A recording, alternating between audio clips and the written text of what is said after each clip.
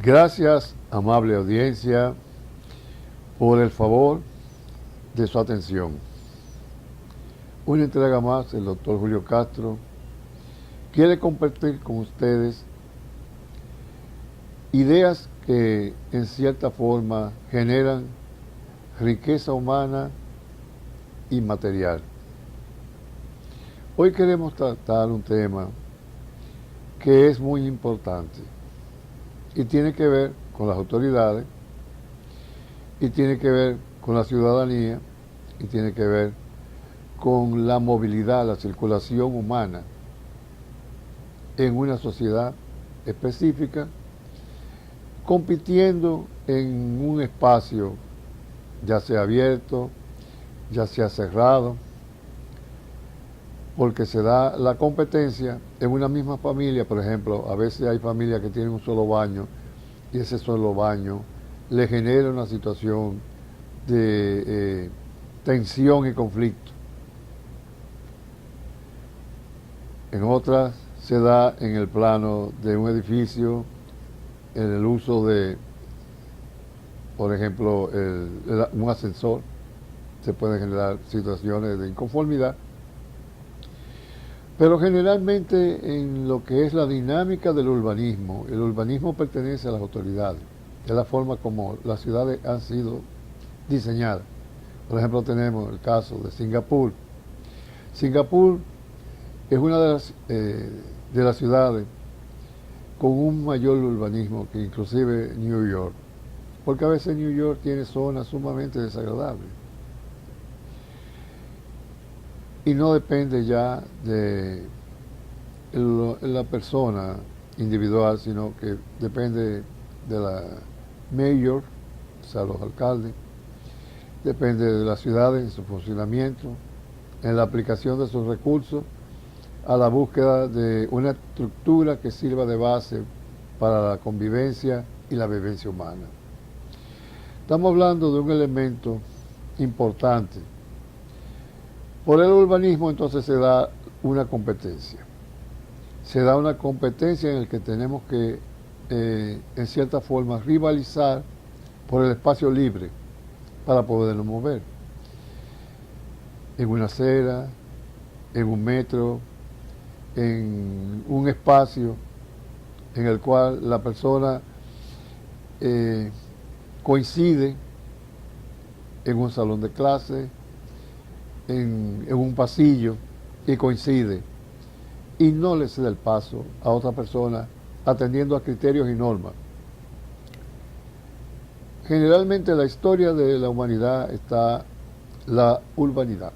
La urbanidad entra dentro del urbanismo. La urbanidad es un proceso que en la educación se le proveen los medios para que la persona pueda decidir si lo emplea o no, porque generalmente no es una obligación, sino que siempre el sujeto tiene un espacio que denominamos libre albedrío, que es a partir de ahí donde ejecuta lo que ha aprendido. Esto implica ceder el asiento a un niño, a una dama, a una señora embarazada, a una persona envejeciente, o no cederlo. ¿Por qué tengo que cederlo? Estoy diciendo algo que he escuchado. En esto queremos hacer entonces un pequeño llamado,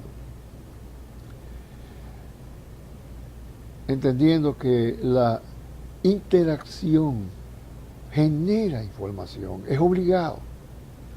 En el momento que interactuamos, el hecho de interactuar en una cercanía íntima, como es la sexual, en una más distante, que es la distancia personal, en una más distante todavía y en cierta medida anónima, que es la de los pequeños grupos y la configuración por afecto, simpatía, antipatía, empatía. Los grandes grupos, que es más anónimo todavía y más distante. Y la muchedumbre, que es lo más distante que puede haber. Ahora mismo hay personas en China, en el Polo Norte, en Ushuaia, que tienen una dinámica, se están moviendo hacia algo o hacia alguien. En el caso específico, entonces reduciéndolo al punto donde se encuentran dos personas y una de ellas tiene que ceder el paso. Son múltiples las reglas que permiten que ese encuentro sea suave y armonioso o difícil y peligroso. Sabemos que ha habido casos en los cuales por busca de un espacio libre en un parqueo, hay personas que han perdido la vida y le han quitado la vida a otro o se han quitado la vida mutuamente. No es tan sencillo lo que estamos analizando ahora, porque tiene otras implicaciones que en otras entregas lo vamos a analizar. En lo que es la sociografía del ser humano, en la ecología humana, nosotros nos movemos hacia espacios libres para continuar o, en algunos casos, hacia espacios ocupados para competir, para desplazar. Este es un tema que lo vamos a abordar en otra entrega, cuando se cumple un periodo. O sea, estamos hablando de las ocupaciones de posiciones determinadas por lo que son los reglamentos, los estatutos, la constitución de un país, de una corporación, de una empresa, que está establecido por los reglamentos, está establecido de una forma tal que está regulada. Y se habla de un periodo de gestión, 2020-2024. Al llegar al 2024 hay que buscar una regla, una norma que haga cumplir que la persona que tiene el puesto o continúe bajo la regla o pase entonces, en su defecto, a entregar la posición. Eso puede pasar en una empresa por múltiples razones. Ahora, el tema hoy es circular en el espacio libre hacia otro espacio libre hasta llegar a un espacio que cada quien ocupa, designado, sea en un trabajo, sea en la casa cuando se retorna. Cada quien tiene un espacio que es el espacio vital. Cuando nacemos nosotros ocupamos un espacio que hay que reflexionarlo para saber que un espacio vital es insustituible.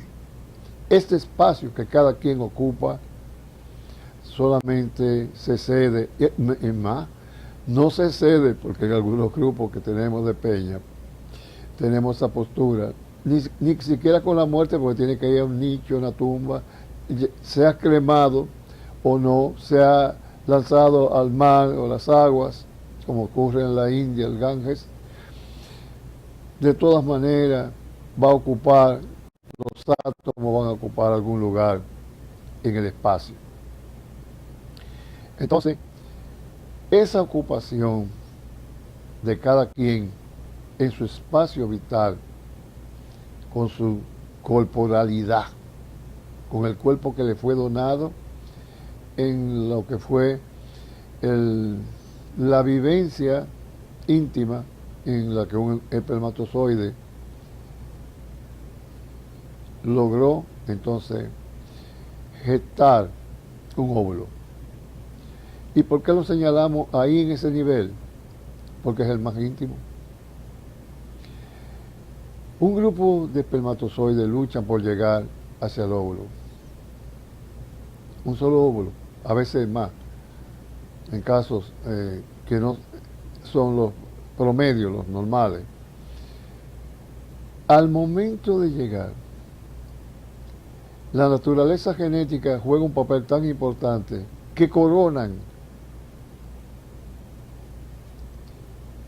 el óvulo, para que uno solo sea el que penetre y pierda la cola. Es para mí el mayor ejemplo de colaboración entre colegas, entre iguales, porque los espermatozoides que participan en esa carrera son colegas, de cierta forma tienen que cooperar para generar riqueza humana en el sentido de que lo mejor que allí existe en esa dinámica pase a ocupar lo mejor. Y así como la relación de pareja, que para mí es lo más importante, que la define la mujer.